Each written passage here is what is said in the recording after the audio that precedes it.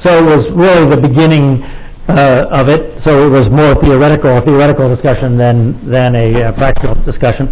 And through that discussion and through innumerable interviews with reporters, the biggest underlying issue really turned out not to be the meteorology as so much as it was the where does the Weather Channel get off doing this, and trying to tell other private entities or other meteorologists what to do.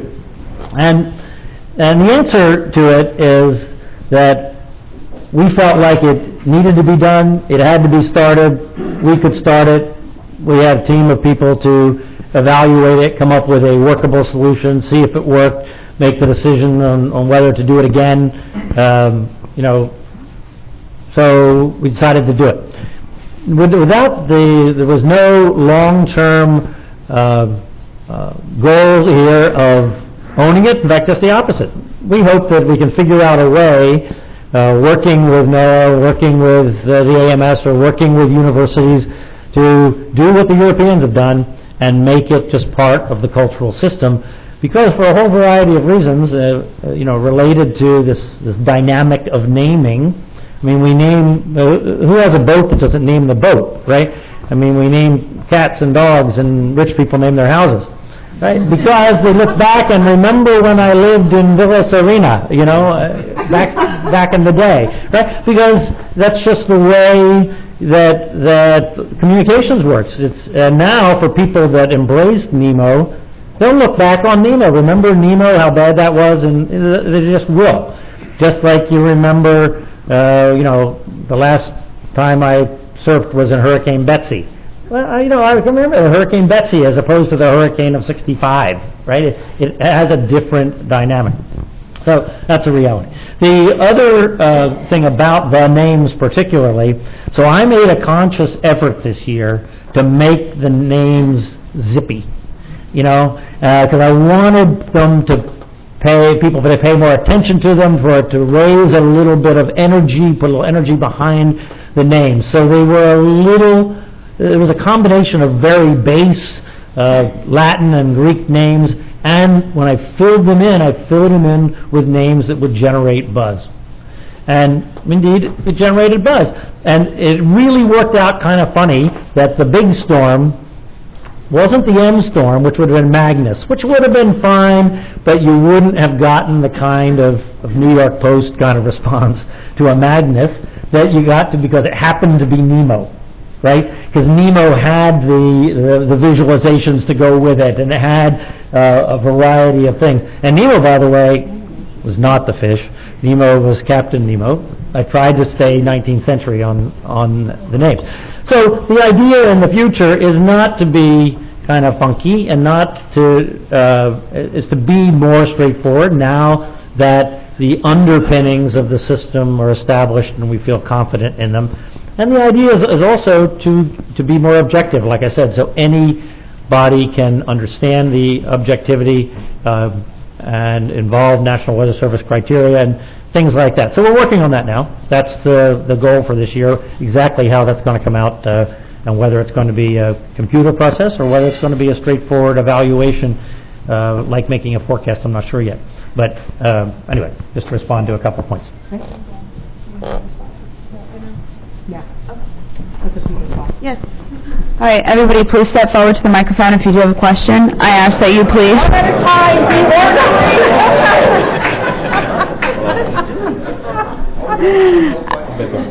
I ask that he does it right now. He does it right now. Pretty please tell me your name, where you're from, and then your question. I'm from Boston, Massachusetts. I've lived in New England my whole life, and we've never really had the naming of storms. It's been more the blizzard of a certain year or nor'easter.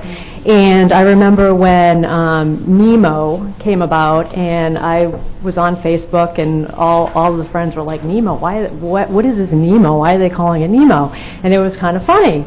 But then a couple of days later, my dad called me up, and he said, I just received a letter from my insurance company stating that his deductible would go up to $2,000 if it was a named storm.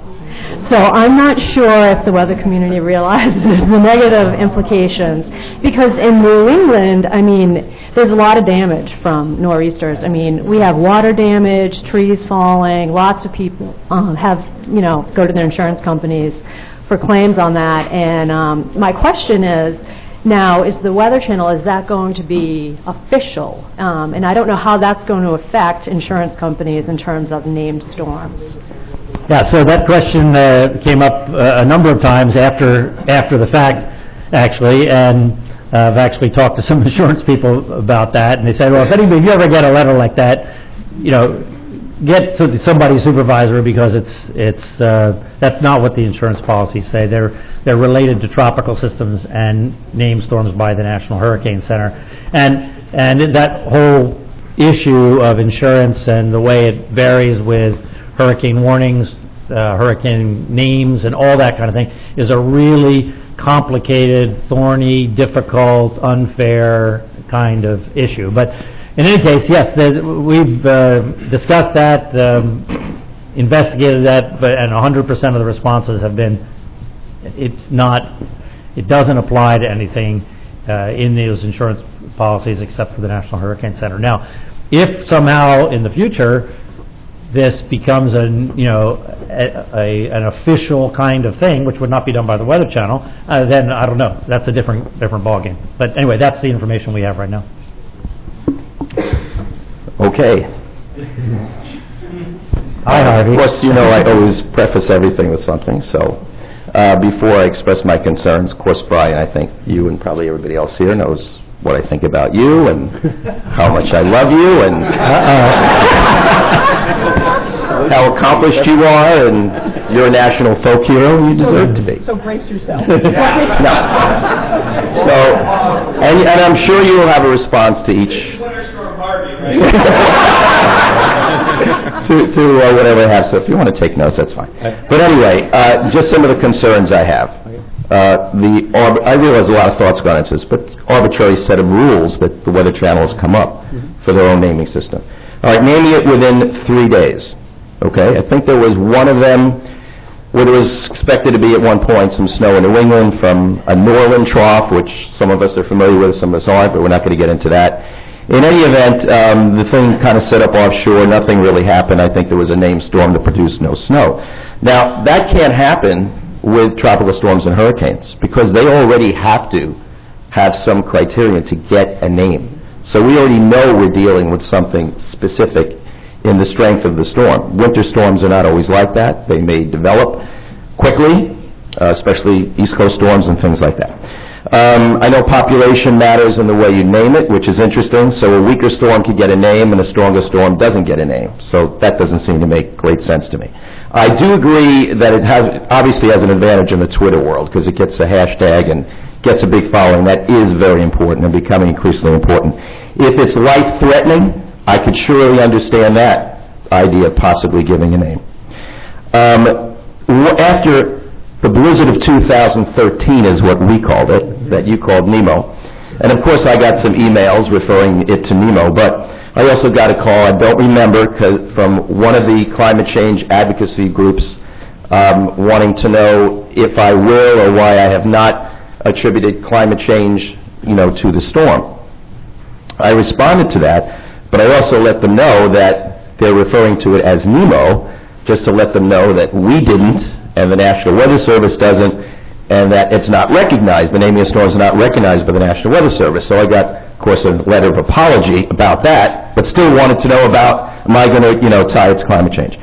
The other thing is, for us in the Northeast, up until February 8th, when we had the blizzard of 2013, or Nemo, or both, we had basically nothing. It looked like this is the second winter in a row, nothing. Now, there were certainly some storms around the country, but I think common sense amongst our people would be that how could we possibly be up to letter N if we're even going to do this naming? It hasn't been a real active winter. So our first storm had the letter N. So that seemed a little weird as well.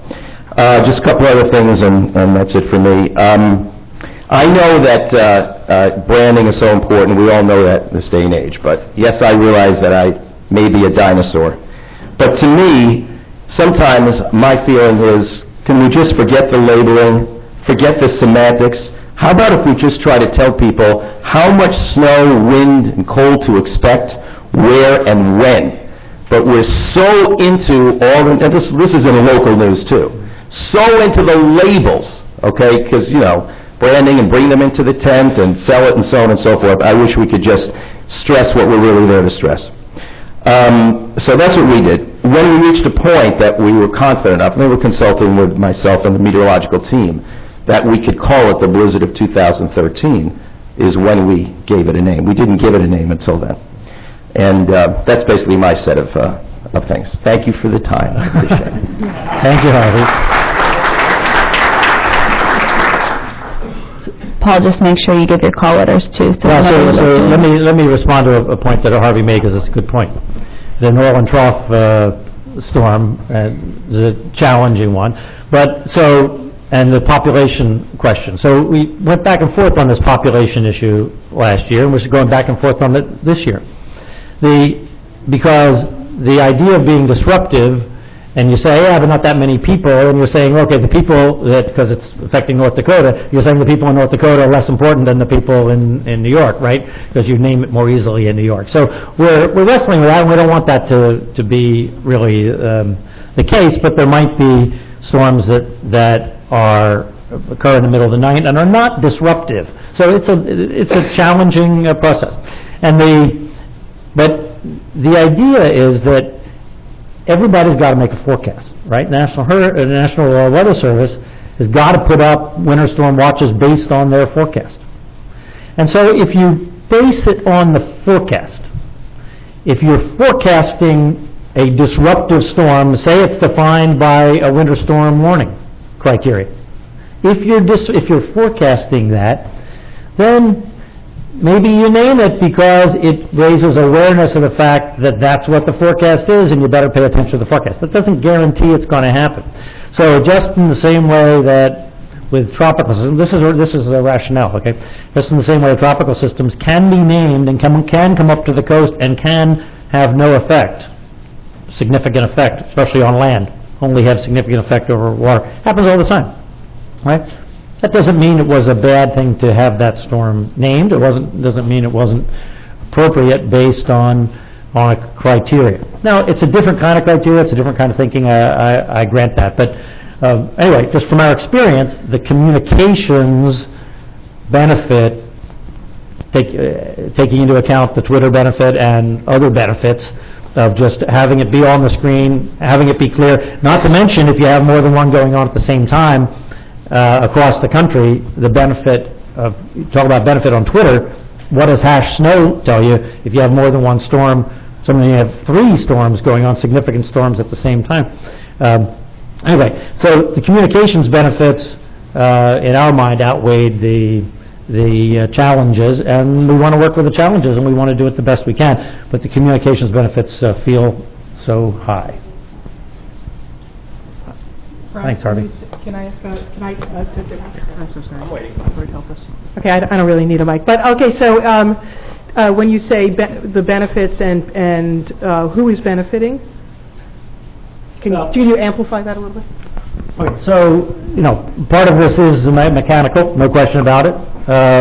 When we produce programming, this is subjective because we're looking at our own programming, right? But when you produce programming and you start it, you want to start it, you want to tell people what you're going to talk about, right? Under the heading of tell them what you're going to say and then say it, right? If you say, we're going to talk about Winter Storm Draco, you know what you're talking about, right?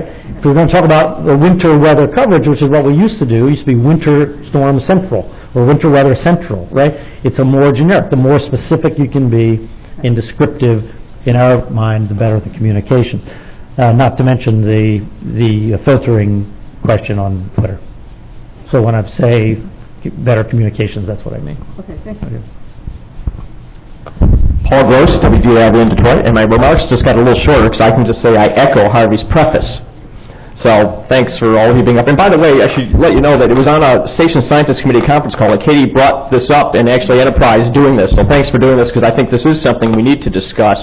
And I acknowledge there are some positives. You know, you mentioned social media makes it easier on Twitter to have a label to a storm, and yes, winter storms, severe ones can be very disruptive. We all know that, and we already talked about the fact that TV stations, we just brand things right and left.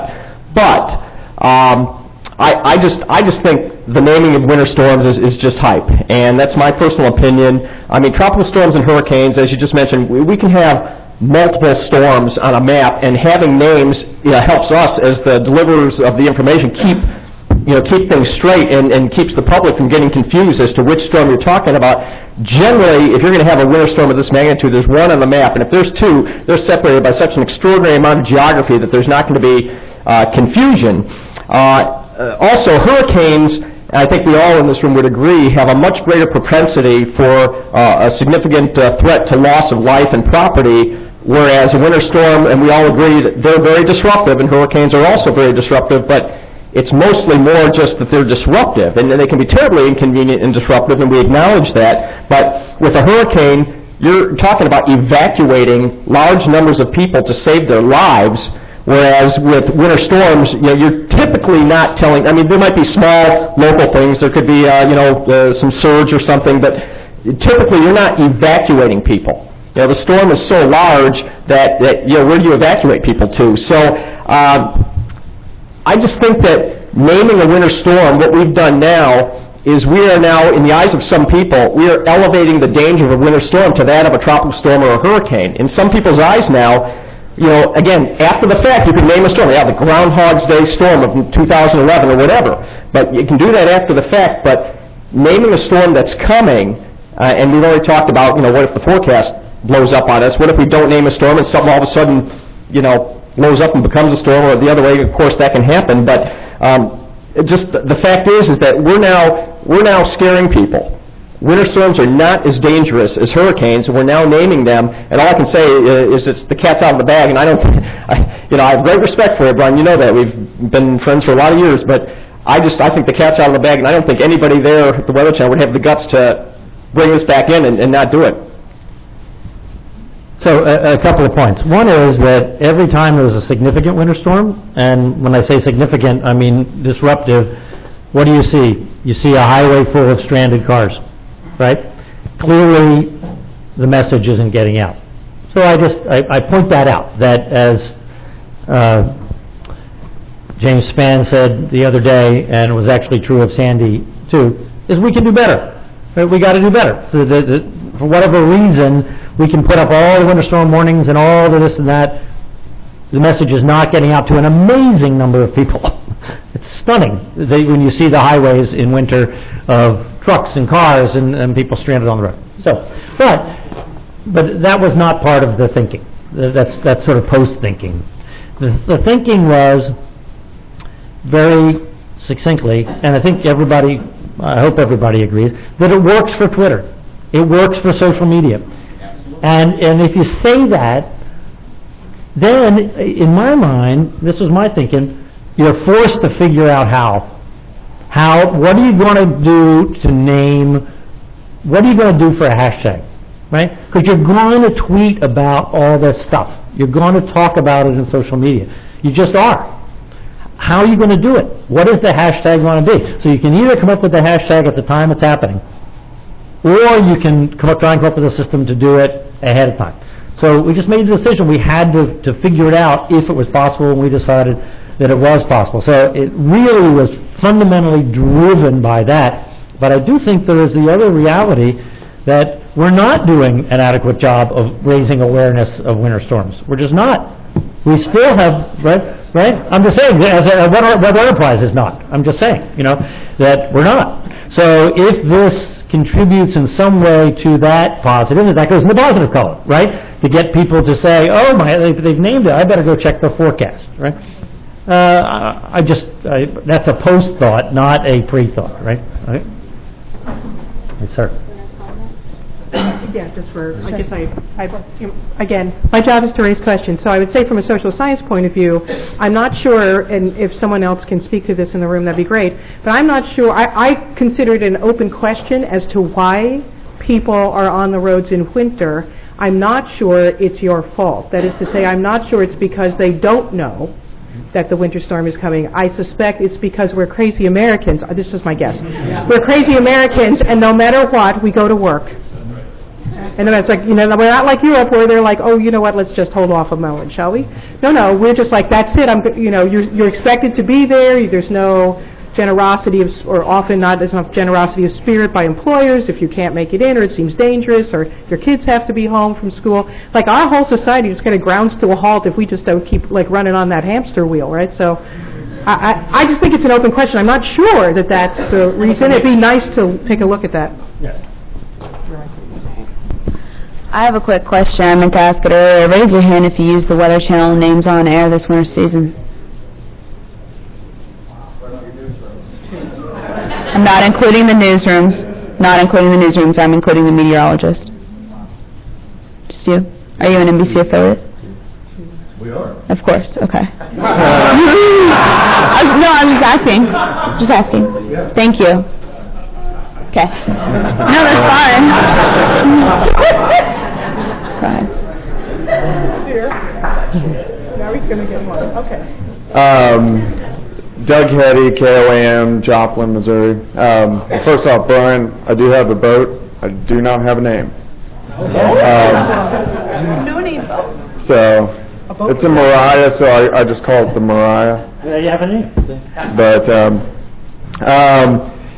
some people may agree with me, or I may turn around and put my tail in between my legs and walk away. But my corrupted mind, the way I look at things is, if my competitor does something that I think's a good idea, I don't do it. If I get a viewer who says, hey, I heard we're gonna have 10 inches of snow, and I reply, where'd you hear that? And they say the National Weather Service, and I may say, I don't agree with that, because that's not my forecast. If somebody writes me and says, I hear we're going to have tornadoes all over the place, the Torcon's an 8 out of 10. And I say, well, I don't think it's going to be that bad.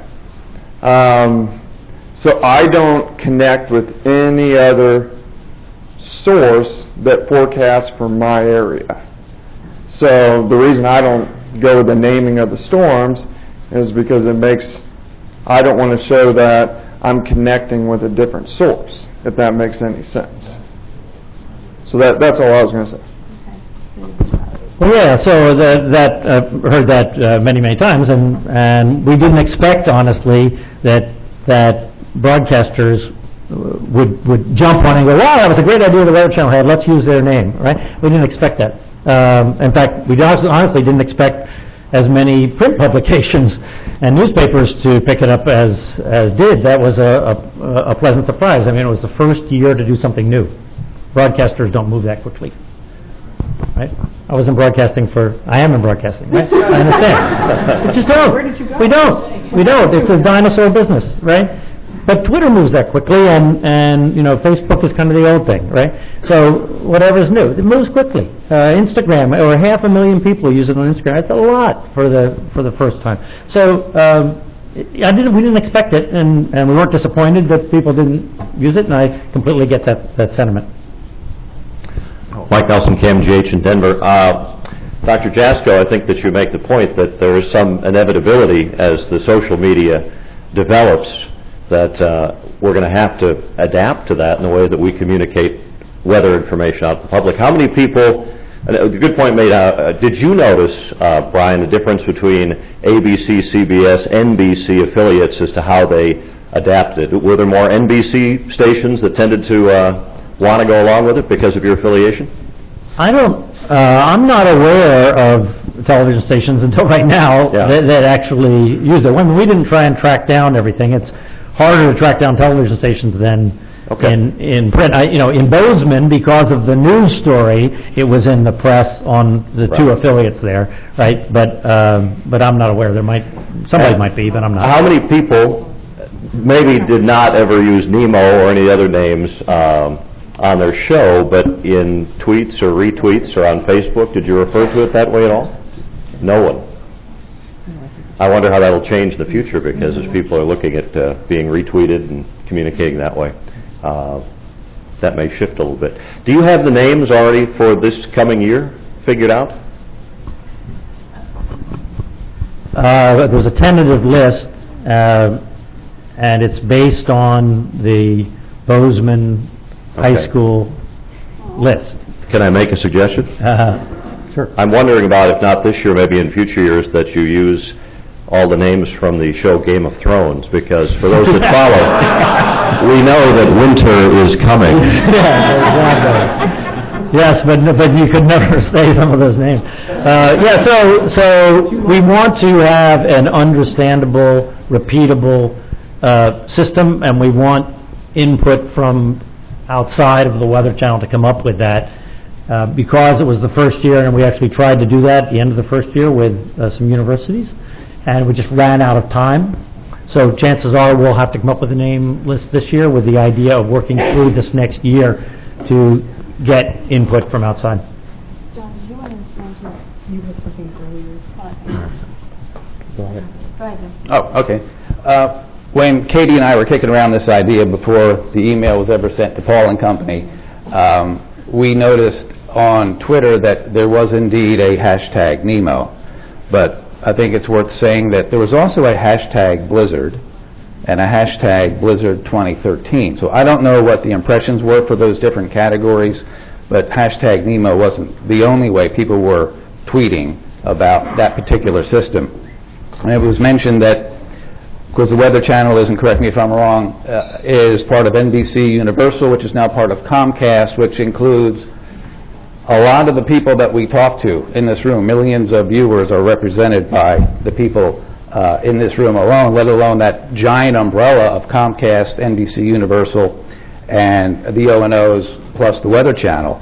And it would be curious or interesting, I think, over the next year or so, if you are under that umbrella that the Weather Channel is a part of, if as broadcasters, meteorologists, you start to sense any pressure to use the name because you're part of that family. I do remember Brian Williams one night on the nightly news using the word Nemo. And then it clicked. Oh, that's NBC. That's the group. So just going forward, be sensitive to the fact that, you know, maybe you'll get some pressure to use it, maybe they'll leave you alone. But a year from now, it'll be interesting to see if any of that has changed. Yeah, I think that'll just, it'll come from, you know, is it in general, more general public use, or is it not? And it didn't surprise me that, I mean, not all media, most media did not use the names this year. We didn't expect them to. You know, it really was just supposed to be a start. Dan Satterfield, WBOC Salisbury.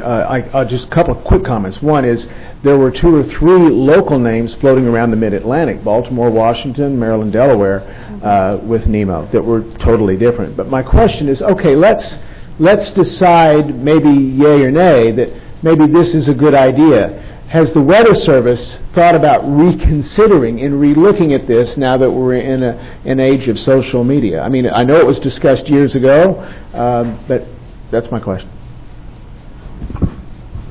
I guess that was going to be my comment last time when he was talking about broadcasters not being, quick to react, and the Weather Service is not exactly a nimble entity either. Yeah, well, I know that's a surprise to everybody that I would say that. Yes, I think we definitely are interested in what's going on. I don't know of any time that the Weather Service hasn't got together and found something that was popular within the organization that they didn't want to talk about. So there will be a team. I can almost guarantee there will be a team that would look at this in the future. So, we want to partner with the enterprise as a whole to find the right solution. So, I don't know of any current activity along those lines, but I would predict that there would be one.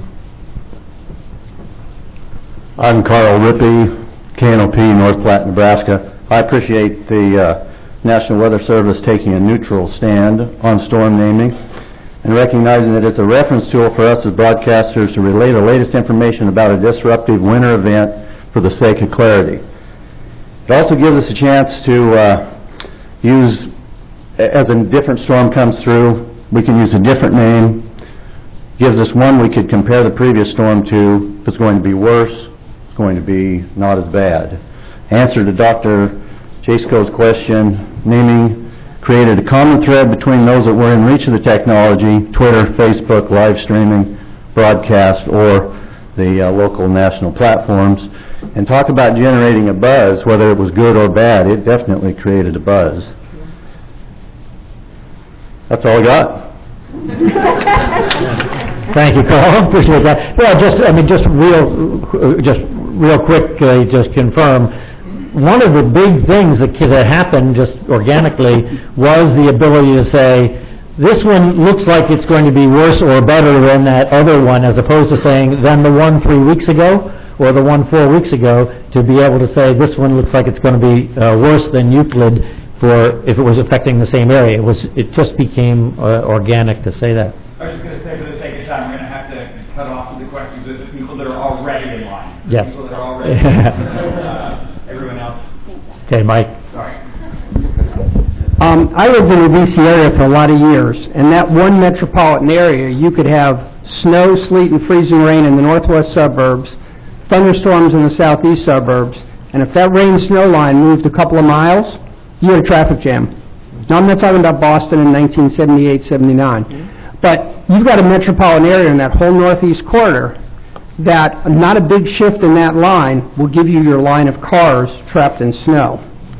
But that's not the only image you see of a storm, Brian, or anybody else. My image of a snowstorm is people lined up in the supermarkets buying bread and toilet paper, whether there's a storm coming or not. So my real question in all of that intro is, we talked about the impact, and we know that from a media vantage point and a marketing vantage point, it works. But we have NWS, we have TWC, we have all the broadcasters. Does anybody know what effect any of this had, calling it the blizzard of 2013, calling it Nemo, whatever, in terms of changing any public reaction? Do we have any documentation whatsoever? Thank you. No, but just a quick comment about the rain-snow line issue. Obviously, that's the challenge of East Coast storms. But you still have to make a forecast, right? So the idea is not to have this take on any different kind of criteria than making a forecast. If you're making a forecast for a disruptive storm that you're going to be communicating about that storm, and it's going to be about that, you're going to be tweeting about it, you're going to be on television about it. The idea was to name it based on the forecast. So even if the forecast is a tough forecast, in fact, this year we delayed the naming of a lot of storms because they were hard forecasts to try and be more certain. In the future, I'm kind of pushing back and saying, let's just base it on the forecast. We got to do it, Weather Service got to do it, all the broadcasters have to do it, got to make a forecast. We're saying this storm is going to be disruptive, it might affect your life, then put a name on it so we can communicate about it better. That's the bottom line. Hi, Brian. Mike Augustinek, WCCO. I love you. You're great. And now here comes the hammer. So I don't mean any disrespect to you personally, but I will say that as soon as you admitted that this was because of Twitter and marketing, I think everything else you said after that was totally disingenuous. Because there is no salient science argument that naming a storm can be used to compare back to past storms. For example, in Harvey's DMA, from Cape Cod to Metro West, there is going to be anything from hurricane force winds and 3 inches of rain to a foot plus of snow. And there's no way for anybody really to say 2 or 3 or 4 days out that this storm is going to compare to Nemo, because you experienced everything from a hurricane to a blizzard within the same DMA, and 3 or 4 days out, there's no way any of us can forecast that accurately. So again, maybe in a post-storm wrap-up, yes, but I think this really is all about marketing. I wonder if anybody here, we saw how many hands went up asking who uses the storm names now. What if there was a government agency or somebody who wasn't interested in getting the number of social media impressions measured, if somebody else named them, would that change our opinion? Would you use them if the National Weather Service named them? Raise your hands if you would. So I think there's a lot of different issues at play here, some of which are just not each storm is not apples to apples, but also the confusion that I got on social media from, like, the discussion became about, well, why aren't you using storm names, not what is this storm going to do? And I think that did a huge disservice this year in particular. Yeah, so, okay.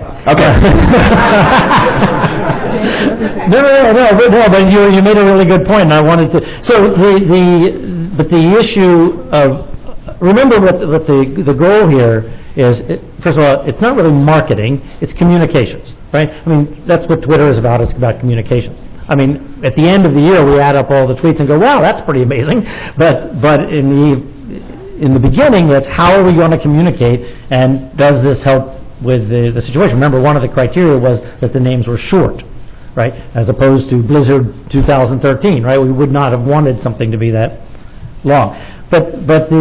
So in its purest sense, the idea is to get people to become aware that they should go look at the forecast. If the idea is that it's got a name, oh, I need to go check that forecast for my life. And if it checks the forecast, it benefits every broadcaster, it benefits every website, benefits everybody, right? But the thinking is really about communications less than it is about marketing.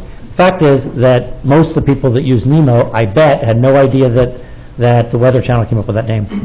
Once it became part of use, right, just became part of the discussion. So it didn't really benefit the Weather Channel, just became part of the discussion in that area. Is that going to happen? I don't know if that's going to happen or not. We'll see. Weather Channel ratings for Nemo were very, very high. The ratings on the Weather Channel for these big storms now are record, never been higher for the Weather Channel, where the Weather Channel ratings in general are not what they used to be on an average day. But that makes sense, right? I mean, there are more ways to get the weather now. So, I don't know, it's a complicated, multifaceted question, there's no question about it. Well, you all just brought up a bunch more points, but I won't make any of them. I work for the Weather Service, but I'm going to take my Weather Service hat off and be part of the public. The first time that I heard Nemo, I laughed. I thought it was embarrassing, and I take my job seriously. I have a master's degree, I care about the science, and I care about public safety. So when you use something like that, of course everybody, my age, maybe parents who have kids, and younger are going to think of a stupid fish, and that's embarrassing because people aren't going to take it seriously. Dr. Jasko brought up a really good point at the end of her presentation, and it is a marketing scheme. Twitter is like the stock market. I don't know how it works, but hashtagging is a beast that we can really use to get awareness out there. But you have to be serious about it. You can't, I like the idea of using a list of names, a naming convention, because we don't call Katrina when was that, 2005 or whatever? We don't call it the mid-August hurricane, we call it Hurricane Katrina. And that strikes fear into the heart of people. Nemo is going to make people laugh at you and disrespect you. And I certainly was one of those people. No disrespect now, but that's the fact. You have to understand that if people want to take it seriously, and a naming convention isn't a worst idea, it's a good idea, you have to name it with something legit. Like Magnus, that would have been a little scarier, okay? I would have liked that. You can't go around calling it oh, this is the Mona Lisa Mary Poppins. No one's going to take that seriously. I love Mary Poppins, but that's embarrassing, right? I think you really have to use this power and this marketing, which it is. You have to use it carefully because at the end of the day, we all want the same thing. We want to make sure people are safe. If they're not driving, we are stupid Americans. We're going to go out and drive anyways. But we don't want to see pictures all over Twitter with 3 feet of snow in the form of a Nemo. I think the idea is good there, but really, really be careful about your naming convention because you want people to take it seriously and not disrespect you or the Weather Service, especially if we take it on. So I agree with you 100%. Although I will say that when the mayor, the governor, or the utility people or whoever use the term Nemo in their press conferences, it didn't sound fishy. It didn't, right? But I agree with you. You know, as I said, that when I was making the list, I injected some stories in there because I thought that was marketing, right? But that wasn't the reason for coming up with the naming thing, but when I actually sat down to make the list.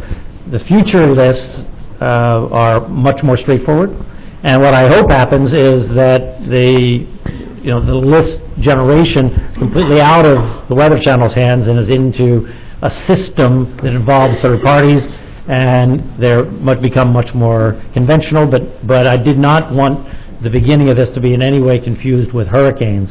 So it was extreme for a reason for the first year, right? Well, I know you got to wrap this up, but just really fast. Nick Gregory, WNYW, New York. Just, we're at a point, I should just tell you this funny story, because I wasn't aware of the naming of the storms that was going to be taking place, during the wintertime. So I got a phone call from a friend of mine who says, "So what's Athena going to be doing later?" I said, "She's going to be picking up the kids from school and going to the grocery store. Athena is my wife." So I'm like, he goes, no, the storm, Athena. I said, "What are you talking about?" So just a funny story, for the next few days that I get grief. Did you name that storm yet? Was it you? So I Thank you. All right. And just to kind of conclude everything, I would like to, if you'd like to make one last comment, I know John would like to say one last thing, just to kind of summarize. Yeah, so, it's an evolving thing.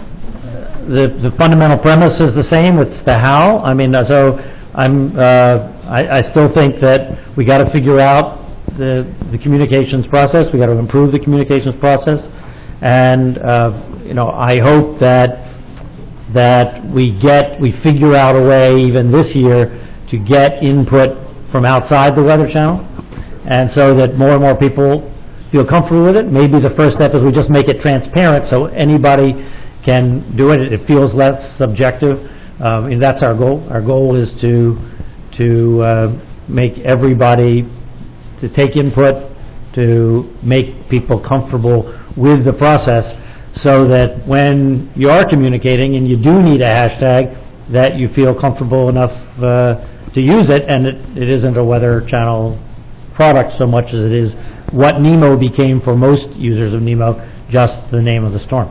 So anyway, it's a process, and it was a first year, and now I'm more convinced that I wasn't sure it was going to work, but now I'm totally convinced that it's a workable thing from a broadcasting standpoint. Yeah, I think the Weather Service has heard a lot this week that the Weather Service employees here that consistency is important to the broadcasters, and so that's one area that we have some concerns about. Forecasting a disruptive event is hard to get consistency around. We need to probably have some more definition. So I hope that if we do end up going down that track, we would go to a more science-based type of thing, which is a little bit difficult to do because tropical storm naming is pretty easy right now. It's very observation-oriented. You observe the feature, you name the storm. This is going to be a little more difficult, and so that's about all I want to say. Thank you. Thank you.